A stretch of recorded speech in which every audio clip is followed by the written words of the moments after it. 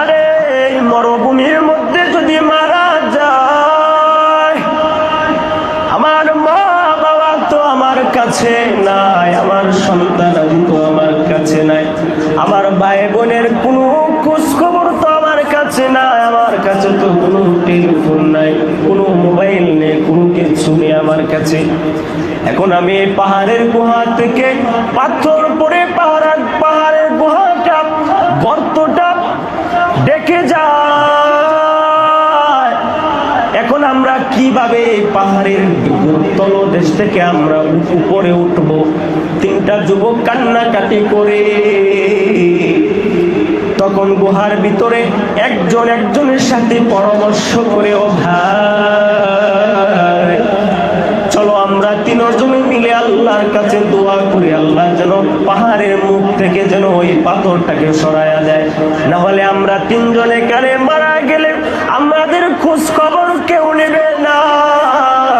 আমরা এখানে আছি কিন্তু কোনো পশু পাখিও জানে না, একমাত্র যিনি জানে তিনি কে? জুড়ে বলো। তিনটা যুবক কাঁদতেছে, আরে এখানে যদি মারা যায় তাহলে দেখার মতন কোনো মানুষ নাই, এখানে পৌঁছে গেলে এখানেই শেষ হয়ে যাব। এখন একটা যুবক আরেকটাকে বলতেছে, বন্ধু তোমার জীবনে এমন কি আমল করছো আল্লাহকে খুশি করার জন্য? একটু আমলটা স্মরণ করে আল্লাহর কাছে দোয়া করো, দেখো আল্লাহ যদি আমাদেরকে হেফাজত করেন এই মরুভূমির মধ্যে।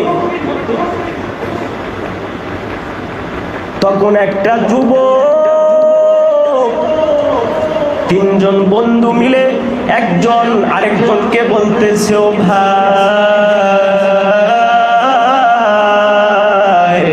আমার জীবনে দুনিয়াতে আমি একটা ভালো কাজ করেছিলাম।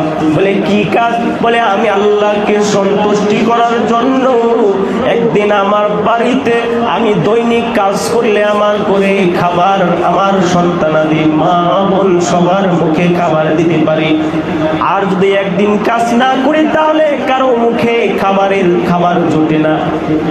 আমি আরেকদিন কি করলাম, গুহার মধ্যে একজনের সাথে একজন বলতেছে, আমি একদিন কাজ করে এক জায়গায় কিছু কাজ পেলাম, ওই মালিকের কাজ করার পরে কিছু অর্থ আমাকে দিল, দেওয়ার পরে আমি বাজার থেকে আমার সন্তানদের জন্য কিছু খাবার আনলাম, আনার পরে একটু দুধ নিয়ে আসলাম মার জন্য। বাসায় গিয়া দেখি আমার সন্তানরা আমার পা গুলা জোড়ায় জোড়ায় বলতেছে, ও আব্বা জান আজকে 2-3 দিন ধরে আমাদের পেটে খাবার নাই, আমাদের জন্য কিছু খাবারের আয়োজন তুমি করো। এ আমার বন্ধুরা, আমার সন্তানগুলা আমার পায়ের মধ্যে ধরে কাঁদতেছে খাবারের জন্য। তখন আমি কি করলাম জানো? আল্লাহকে সন্তুষ্টি করার জন্য আমার সন্তানদেরকে খাবার না দিয়া, আমার বৃদ্ধা একটা মা আছে ঘরের মধ্যে, আমার বৃদ্ধা মাকে আমি ওই খাবারটা সন্তানদেরকে না দিয়া আমি মার মুখে উঠাই দিয়েছিলাম। এটা আল্লাহকে খুশি করার জন্য আমি করছিলাম। ওগো আল্লাহ,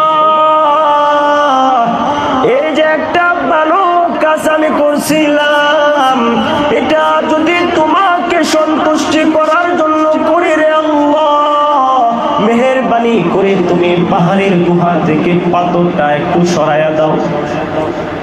একটা যুবকের ভালো একটা কাজ, ভালো একটা আমল করছিল দুনিয়াতে, এটা বলে স্মরণ করে আল্লাহকে খুশি করার জন্য, আল্লাহকে খুশি করার জন্য এই কাজটা সে করছিল দুনিয়াতে।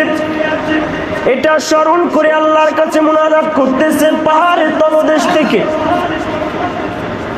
বলে পাথরটা 3 ভাগের 1 ভাগ সরে গেল। আল্লাহু আকবার বলেন।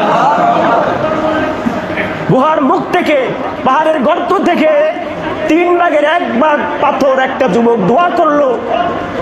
এইগুলা বলে বলে কেঁদে কেঁদে দোয়া করলো। একটা পাহাড়ের যে পাথরটা পড়েছে 500-700 মানুষ মিলে ওই পাথরটাকে সরাতে পারবে না, তো ওজন একটা পাথর। আর পাহাড়ে যারা গিয়েছেন কক্সবাজারে